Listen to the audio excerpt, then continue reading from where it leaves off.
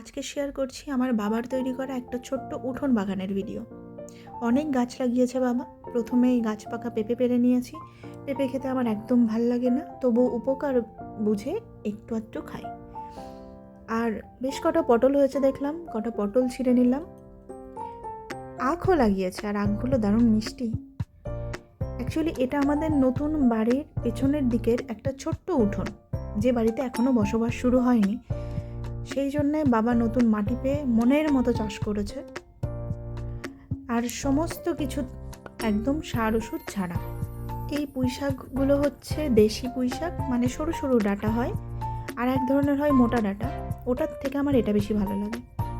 পুঁই শাক আমার ভীষণ প্রিয়। একটা ভাই আমাকে এই সমস্ত সবজি তুলতে হেল্প করছিল, আর আমি টুকটাক এই ভিডিও বানানোর জন্য তুলেছি। লঙ্কা গাছ লাগিয়েছে, প্রচুর পরিমাণে লঙ্কা হয়েছে, আর এত ঝাল এই লঙ্কাগুলোই। আর আমি ঝাল খেতে খুব ভালোবাসি, টক ঝাল আমার ফেভারিট। বাপের বাড়িতে এলেই বাবার একটাই আবদার, চল ওই বাড়ি, দেখ কত কি লাগিয়েছি, দেখে আসবি।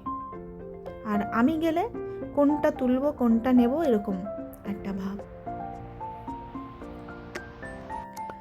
আর নিজেদের তৈরি করা সবজি তুলতে যে কি মজা। অনেক মূলো গাছ লাগিয়েছে দেখলাম, আর নিচে একটু একটু মূলো হয়েছেও।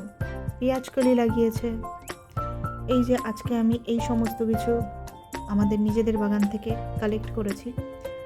আর এই যে বেগুন গাছটা, এই বেগুনটা কি বুঝে এরকম হয়েছে আমার জানা নেই, যদিও এটা একটা দেখে হাসিই পাচ্ছে।